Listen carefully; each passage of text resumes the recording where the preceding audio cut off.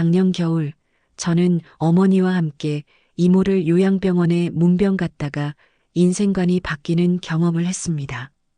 이모는 뇌졸중으로 쓰러지신 후 6개월째 그곳에 입원해 계셨어요.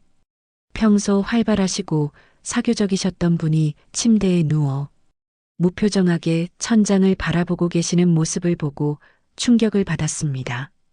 더 충격적인 건 어머니의 반응이었어요. 집에 돌아오는 길에 어머니가 조용히 말씀하셨습니다. 나는 저렇게 되느니 차라리. 그 뒤에 말씀은 하지 않으셨지만 무슨 뜻인지 알 수 있었어요. 그날 밤 어머니와 긴 대화를 나눴습니다. 어머니는 이미 몇 년 전부터 노후에 대한 걱정을 하고 계셨다고 하시더군요. 내가 너희들한테 짐이 될까봐 걱정이다. 요양원 가는 건 상상만 해도 끔찍하다고 솔직하게 털어놓으셨어요. 그 순간 깨달았습니다. 지금까지 저는 막연히 부모님은 언젠가 요양원에 모셔야 하는 거 아닐까라고 생각하고 있었던 거예요. 마치 그것이 자연스러운 수순인 것처럼 말이에요. 하지만 정작 당사자인 어머니는 그런 미래를 원하지 않으셨던 거죠. 며칠 후 어머니와 함께 몇 군데 요양원을 둘러보기로 했습니다. 혹시 좋은 곳이 있을까 해서 말이에요. 하지만 직접 가보니 현실은 생각보다 훨씬 열악했습니다. 첫 번째로 방문한 곳은 월 400만 원짜리 프리미엄 요양원이었어요. 외관은 호텔같이 화려했지만 내부는 달랐습니다. 방 하나에 2명이 함께 지내야 했고 개인 공간이라곤 침대 주변 1평 남짓이 전부였어요. 화장실과 샤워실도 공동으로 사용해야 했고요. 더 문제는 직원대 입소자 비율이었습니다. 간병사 1명이 20명 이상을 돌봐야 하는 상황이라 개별적인 케어는 기대하기 어려웠어요. 어르신들 개인 취향은 어떻게 반영하시나요? 라고 물었더니 기본적인 관리만 해드려요라는 답이 돌아왔습니다. 두 번째 곳은 더 심했어요. 월 250만 원인데 방 하나에 4명이 함께 생활해야 했습니다. 커튼으로만 구분된 공간에서 어떻게 편히 쉴 수 있겠어요? 식사도 정해진 메뉴만 나오고 개인적인 기호는 전혀 고려되지 않았습니다. 가장 마음 아팠던 건 어떤 할머니의 모습이었어요. 면회 온 가족에게 집에 가고 싶어요라고 계속 말씀하시는데 가족들은 여기가 더 안전해요라고만 답하더군요. 그분의 눈에서 절망감을 읽을 수 있었습니다. 어머니도 많이 충격받으셨어요. 내가 평생 일해서 모은 돈으로 저런 곳에서 남은 생을 보내야 한다는 게 말이 되냐고 하시더군요. 집에 돌아와서 어머니와 진지하게 대화를 나눴어요. 그럼 어떻게 하실 건데요? 라고 물어보니 어머니는 이미 나름의 계획이 있으셨더군요. 나는 집에서 죽고 싶다. 내가 평생 살던 이 공간에서 마지막을 맞고 싶어. 어머니의 말씀이었어요. 그리고 덧붙이시길 그런데 너희들한테 짐이 되고 싶지도 않고 그렇다고 요양원에 가고 싶지도 않아. 그럼 어떻게 해야 할까? 저도 함께 고민해 보기로 했어요. 분명히 다른 길이 있을 거라고 생각했거든요. 요양원 말고도 품위 있게 나이 들 수 있는 방법이 있을 거라고요. 우선 경제적인 면부터 계산해 봤어요. 요양원비가 월 300만 원이라면 5년이면 1억 8천만 원입니다. 이 돈으로 집을 개조하고 필요할 때 방문 간병 서비스를 이용하고 각종 생활편의 서비스를 받는다면 훨씬 나은 노후를 보낼 수 있을 것 같았어요. 어머니와 함께 본격적인 집 개조 프로젝트를 시작했습니다. 목표는 간단했어요. 80세가 되어도 90세가 되어도 이 집에서 안전하고 편안하게 지낼 수 있는 환경을 만드는 것이었죠. 우선 계단부터 손봤습니다. 어머니 집은 2층 단독주택인데 계단이 너무 가팔라서 위험했어요. 계단 양쪽에 든든한 난간을 설치하고 각 계단마다 미끄럼 방지 테이프를 붙였습니다. 계단 위아래에는 센서 등을 달아서 밤에도 안전하게 오르내릴 수 있도록 했어요. 화장실 개조가 가장 중요했어요. 기존 화장실은 좁고 문턱도 높아서 휠체어나 보행기를 사용하기 어려웠거든요. 벽을 일부 허물어서 공간을 넓히고 문턱을 없앴습니다. 안전 손잡이도 여러 개 설치하고 바닥에는 미끄럼 방지 타일을 깔았어요. 샤워 공간도 완전히 바꿨습니다. 기존 욕조를 없애고 워크인 샤워 부스를 만들었어요. 바닥은 미끄러지지 않는 재질로 했고 샤워 의자와 샴푸 거치대도 설치했습니다. 온수 온도도 자동 조절되도록 해서 화상 위험을 없앴어요. 주방도 어머니 키에 맞게 높이를 조절했어요. 싱크대와 가스레인지 높이를 낮추고 자주 사용하는 물건들은 손이 닿기 쉬운 곳에 수납할 수 있도록 했습니다. 가스레인지는 안전을 위해 인덕션으로 교체했고요. 거실에는 어머니가 좋아하시는 안락의자를 새로 들였어요. 전동 리클라이너 의자로 버튼 하나로 각도 조절이 가능한 제품이었죠.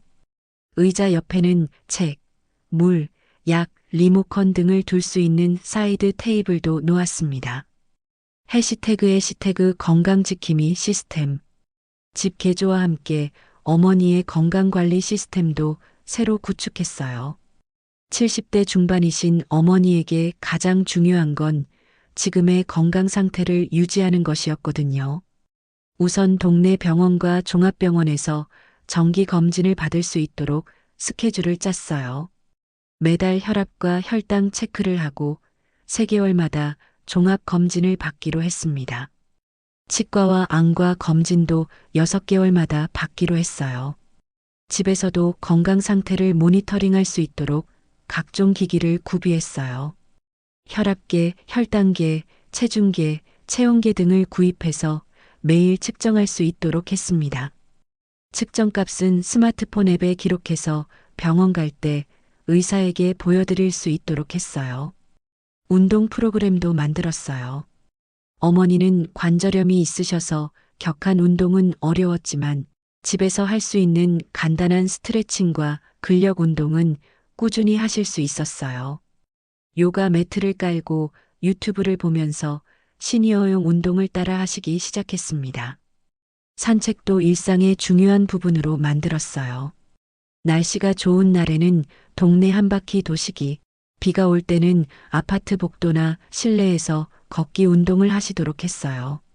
만보기를 채워서 하루 걸음수도 체크하고 계세요. 어머니께 스마트폰과 각종 디지털 기기 사용법을 가르쳐 드렸어요.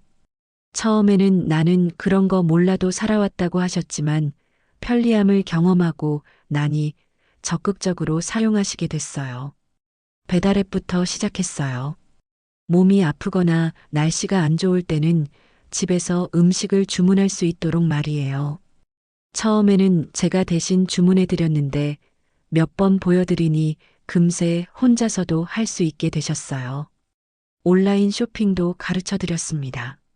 생필품이나 의류 같은 걸 직접 나가서 사지 않아도 되니까 편하다고 하시더군요. 특히 무거운 쌀이나 물 같은 건 배송으로 받으시니까 훨씬 수월해 하세요. 화상통화도 익히셨어요. 멀리 사는 친척들이나 친구들과 얼굴 보며 대화할 수 있어서 좋아하세요. 코로나19 때는 이 기능 덕분에 외로움을 덜 타셨던 것 같아요. 인터넷 뱅킹도 차근차근 가르쳐 드렸어요. 간단한 이체나 잔액 조회 정도는 혼자 하실 수 있게 되셨어요. 은행에 직접 가지 않아도 되니까 편하다고 하세요. 가장 유용한 건 원격 의료 서비스였어요. 감기 같은 가벼운 증상이나 만성질환 관리는 집에서 화상 진료로 받을 수 있거든요. 처방전도 온라인으로 발급받아서 약국에서 받아올 수 있고요. 어머니가 가장 걱정하시는 게 외로움이었어요. 나이가 들수록 만날 사람도 줄어들고 집에만 있으면 우울해질 수 있다고 하시더군요. 그래서 사회적 관계를 유지할 수 있는 방법들을 찾아봤어요. 우선 기존 친구들과의 만남을 정기화했어요. 오랫동안 알고 지낸 친구 세 분과 한 달에 한 번씩 모임을 갖기로 하셨어요. 장소는 돌아가면서 집에서 하거나 동네 카페에서 하시고요. 동네 경로당 활동에도 참여하시기 시작했어요. 처음에는 부담스러워 하셨는데 한번 가보시니 비슷한 또래분들과 이야기할 게 많다고 하시더군요. 일주일에 2번 정도 가셔서 운동도 하고 수다도 떠시고 계세요. 종교 활동도 꾸준히 하고 계세요. 어머니는 오랫동안 교회를 다니셨는데 거기서 만나는 분들과의 관계가 정서적으로 큰 도움이 된다고 하세요. 예배뿐만 아니라 각종 모임이나 봉사활동도 참여하시고 계세요. 취미 활동도 새로 시작하셨어요. 동네 문화센터에서 하는 서예 교실에 등록하셨거든요. 새로운 것을 배우는 재미도 있고 함께 배우는 분들과 친해질 수 있어서 좋다고 하세요. 손자, 손녀들과의 시간도 소중히 여기세요. 일주일에 한 번 정도는 아이들이 놀러 오는데 그때가 가장 행복해 하세요. 아이들에게 옛날 이야기도 해주시고 맛있는 음식도 해주시고요. 혼자 계실 때 응급 상황이 발생할 수 있다는 게 가장 큰 걱정이었어요. 그래서 만약의 사태에 대비한 시스템을 구축했습니다. 우선 응급배를 집 곳곳에 설치했어요. 침실, 화장실, 거실, 주방에 각각 하나씩 설치해서 어디서든 도움을 요청할 수 있도록 했습니다. 배를 누르면 제 휴대폰으로 바로 연결되도록 설정했어요. 웨어러블 기기도 착용하게 했어요.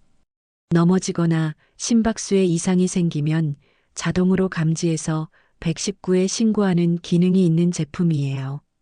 처음에는 불편해 하셨는데 지금은 안 차시면 불안해 하세요. 이웃과의 안전망도 만들었어요. 옆집과 앞집 아주머니들과 서로 안부를 확인하기로 약속했어요. 하루에 한 번씩은 서로 안부 문자를 주고받고 연락이 안 되면 집에 와서 확인해 보기로 했습니다. 약 복용 관리도 체계화했어요. 일주일치 약을 미리 정리할 수 있는 약통을 구입하고 복용 시간을 알려주는 알람 시계도 놓았습니다. 약이 떨어지기 전에 미리 처방받을 수 있도록 달력에도 표시해뒀어요. 병원 응급실 직통 번호와 119 그리고 제 연락처를 전화기 옆에 크게 적어뒀어요. 응급 상황에서는 당황하기 쉬우니까 눈에 잘 보이는 곳에 붙여뒀습니다. 노후 자금 관리도 새로 정리했어요. 요양원에 가지 않는 대신 집에서 생활하려면 그에 맞는 경제적 준비가 필요하니까요. 우선 의료비 대비를 위해 실손보험을 추가로 가입했어요. 국민건강보험만으로는 부족할 수 있으니까요. 특히 간병비 보장이 되는 상품으로 선택해서 나중에 도움이 필요하면 방문 간병사를 고용할 수 있도록 했어요. 비상자금도 별도로 마련해뒀어요. 갑작스러운 의료비나 집 수리비 등에 대비해서 예금으로 일정 금액을 보유하고 있습니다. 목표는 2천만 원 정도예요. 생활비는 국민연금과 개인연금으로 충당하고 계세요. 큰 지출 없이 집에서 생활하시니까 월 150만 원 정도면 충분하더군요. 여기에 가끔 제가 용돈도 드리고요. 집 관리비도 미리 계산해뒀어요. 보일러 교체, 지붕 수리, 도배 등 주기적으로 필요한 공사 비용들을 미리 예상해서 따로 적립하고 있어요. 집이 오래되면 관리비가 많이 들 수 있거든요. 세금 혜택도 최대한 활용하고 있어요. 경로 우대 혜택이나 의료비 공제 같은 걸 빠뜨리지 않고 챙기고 계세요. 작은 금액이라도 모이면 큰 도움이 되니까요. 만약의 상황에 대비해서 법적 준비도 마쳤어요. 어머니가 스스로 판단하기 어려운 상황이 올 수 있으니까요. 유언장을 공증받아서 작성했어요. 재산 분할과 장례 방식에 대한 의향을 명확히 적어뒀습니다. 특히 집에서 생활하기를 원한다는 내용을 명시해서 나중에 가족들이 임의로 요양원에 보낼 수 없도록 했어요. 사전 의료 의향서도 작성했어요. 연명 치료에 대한 어머니의 의견을 법적으로 명시해 둔 거예요. 존엄한 죽음에 대한 어머니의 철학을 담아서 작성했습니다. 후견인 지정도 했어요. 만약 어머니가 치매에 걸리시거나 판단 능력을 잃으시면 제가 후견인이 되기로 했습니다. 관련 서류도 미리 준비해뒀고요. 이런 준비를 시작한 지 1년이 지났어요. 그동안 어머니에게 일어난 변화는 정말 놀라웠습니다. 우선 표정이 밝아지셨어요. 예전에는 늙어가는 게 무섭다, 짐이 될까봐 걱정이다라고 자주 말씀하셨는데 이제는 집에서 편안히 지낼 수 있어서 좋다고 하세요. 건강 상태도 좋아지셨어요. 정기 검진을 받으면서 작은 문제들을 미리 발견해서 치료할 수 있었고 꾸준한 운동 덕분에 근력도 유지되고 있어요. 혈압약만 복용하시는데 수치도 안정적이에요. 새로운 취미와 인간관계도 생기셨어요. 서예를 배우시면서 글씨가 많이 늘으셨고 경로당에서 만난 분들과 친해져서 자주 만나세요. 스마트폰으로 친구들과 연락하는 재미도 발견하셨고요. 가장 큰 변화는 마음가짐이었어요. 예전에는 언젠가 요양원에 가야 하나라는 불안감이 있으셨는데 이제는 마지막까지 우리 집에서 지낼 수 있다는 확신을 갖고 계세요. 어머니의 변화를 보면서 친척들과 이웃들도 관심을 보이기 시작했어요. 어떻게 그렇게 준비했느냐고 물어보는 분들이 많아졌어요. 특히 비슷한 나이대의 어머니, 친구들이 많이 궁금해 하세요. 자기들도 요양원은 가기 싫은데 어떻게 준비해야 할지 모르겠다고 하시더군요. 어머니가 직접 경험담을 나눠주시기도 해요. 아버지도 처음에는 너무 성급한 거 아니냐고 하셨는데 지금은 미리 준비하길 잘했다고 하세요. 본인도 비슷한 준비를 하고 싶다고 하시고요. 제 형제들도 처음에는 비용 부담을 걱정했어요. 하지만 요양원비와 비교해보니 오히려 경제적이라는 걸 알게 됐어요. 무엇보다 어머니가 행복해 하시니까 다들 만족해 하고 있어요. 동네 이웃들도 어머니를 보면서 자극을 받는 것 같아요. 나도 저렇게 늙어가고 싶다고 말씀하시는 분들이 계세요. 어머니가 동네에서 모범 사례가 되신 거죠. 물론 아직 해결해야 할 과제들도 있어요. 완벽한 시스템은 아니거든요. 가장 큰 걱정은 중증 질환에 걸리셨을 때예요. 암이나 중풍 같은 큰 병에 걸리시면 집에서만으로는 한계가 있을 것 같아요. 그런 상황에 대비한 플랜 B도 생각해둬야 할 것 같습니다. 겨울철 관리도 과제예요. 혼자 계실 때 보일러가 고장나거나 정전이 되면 위험할 수 있거든요. 비상 난방 시설이나 정전 대비책도 더 보완해야 할 것 같아요. 사회적 관계도 계속 유지하는 게 쉽지 않을 것 같아요. 나이가 더 들면 친구들도 하나둘 떠나갈 테고 새로운 인간관계를 만들기도 어려워질 수 있어요. 지금부터 더 넓은 네트워크를 만들어둬야겠어요. 기술 변화에 적응하는 것도 과제예요. 지금은 스마트폰을 잘 사용하시지만 앞으로 더 복잡한 기술들이 나오면 따라가기 어려울 수도 있어요. 계속 배우려는 자세를 유지하는 게 중요할 것 같습니다. 어머니의 성공 사례를 보면서 저도 제 노후 준비를 시작했어요. 아직 50대 초반이지만 미리 준비하는 게 낫겠다고 생각했거든요. 우선 건강 관리부터 시작했어요. 정기 검진을 받기 시작했고 운동도 꾸준히 하고 있어요.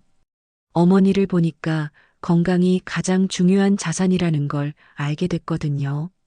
집도 미리 점검해 보고 있어요. 지금 살고 있는 아파트가 노후에도 적합한지, 개선할 점은 없는지 살펴보고 있어요. 필요하면 이사도 고려해 볼 생각이에요. 경제적 준비도 다시 점검했어요. 연금 가입을 늘리고 의료보험도 보강했습니다. 요양원비 대신 재택케어 비용을 고려해서 목표 금액을 다시 계산해 봤어요. 무엇보다 어머니처럼 디지털 기기 사용에 익숙해지려고 노력하고 있어요. 지금부터 미리 익혀두면 나중에 도움이 될 것 같거든요. 어머니를 통해 깨달은 건 노후 준비는 선택이 아니라 필수라는 것이에요. 그리고 그 준비는 가능한 한 빨리 건강할 때 시작해야 한다는 거예요. 요양원이 나쁘다는 게 아니에요. 어떤 분들에게는 좋은 선택일 수도 있어요. 하지만 적어도 선택권은 본인에게 있어야 한다고 생각해요. 미리 준비해 두면 선택할 수 있는 옵션이 많아지는 거죠. 어머니는 이제 나는 우리 집에서 마지막을 맞을 수 있다는 확신을 갖고 계세요. 그리고 그 확신이 어머니의 노후를 더 행복하게 만들어주고 있어요. 이 글을 읽는 분들도 한번 생각해 보세요. 내가 원하는 노후는 어떤 모습인지, 그리고 그것을 위해 지금 무엇을 준비해야 하는지 말이에요. 늦었다고 생각할 때가 가장 빠른 때라고 하잖아요. 어머니와 함께 보낸 이 1년은 저에게도 큰 배움의 시간이었어요. 노후 준비는 단순히 돈을 모으는 것이 아니라 자신이 원하는 삶의 방식을 선택하고 그것을 실현할 수 있는 환경을 만드는 것이라는 걸 알게 됐거든요. 집에서 마지막을 맞고 싶다는 어머니의 소박한 소망이 이렇게 큰 변화로 이어질 줄은 몰랐어요. 하지만 그 소망을 이루기 위한 준비 과정에서 어머니는 더 건강해지셨고 더 행복해지셨어요. 그리고 저도 덩달아 행복해졌고요. 노후는 피할 수 없는 현실이에요. 하지만 어떻게 늙어갈지는 우리가 선택할 수 있어요. 어머니처럼 미리 준비하면 분명히 자신이 원하는 방식으로 늙어갈 수 있을 거예요. 오늘의 이야기가 여러분께 도움이 되길 바랍니다.